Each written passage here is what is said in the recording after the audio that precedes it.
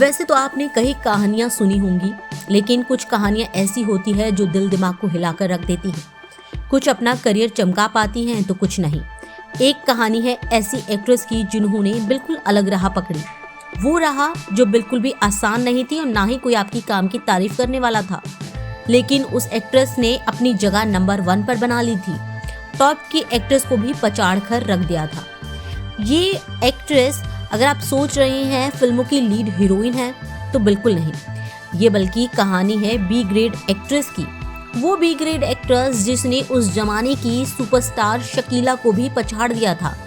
अगर आप शकीला को नहीं पहचानते तो बता देते हैं, वो एक साउथ एक्ट्रेस रही हैं जिन्होंने बोल्ड फिल्मों में काम किया, जिनके ऊपर विद्या बालन की द डर्टी पिक्चर भी बन चुकी हैं।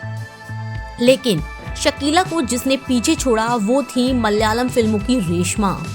रेशमा ने बी ग्रेड फिल्मों में काम किया और खूब नाम कमाया।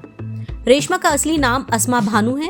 वो पूर्व एक्ट्रेस हैं। पूर्व इसलिए क्योंकि अब उन्होंने इस ग्लैमरस इंडस्ट्री को अलविदा कह दिया है। वह मैसूर से आती हैं, जिन्होंने कन्नड़ फिल्म नूर से करियर की शुरुआत की थी। फिर उन्होंने नेम, फेम, शोहरत, मनी के लिए 90s में बी ग्रेड फिल्मों में एंट्री की। बी ग्रेड फिल्में अगर आप नहीं जानते तो इन्हें बोल्ड फिल्में या फिर सस्ते बजट की फिल्में भी कहा जाता है। उन्होंने साउथ की बी ग्रेड फिल्मों में काम किया।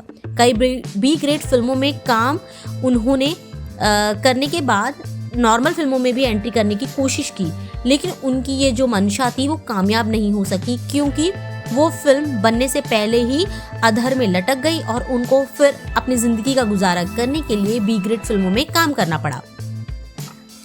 अब आते हैं रेशमा की पॉपुलैरिटी पर। आप उनकी लोकप्रियता का अंदाजा लगा सकते हैं कि उन्होंने शकीला को मात दे दी थी। कहते हैं उस जमाने में शकीला को एक फिल्म में साइन करने के लिए होड़ मची होती थी। उस जमाने में लीड हीरोइन को इतना पैसा नहीं मिलता था जितना शकीला को मिलता था। वह एक फिल्म के 5-5 लाख रुपए लिया करती थी। एक क्रिटिक बताते हैं कि लोग उनकी फिल्में चुपके चुपके खूब देखा करते थे। लोग तो उन्हें लकी स्टार कहते थे। जिस फिल्म में वह आती थी सुपरहिट हो जाती थी।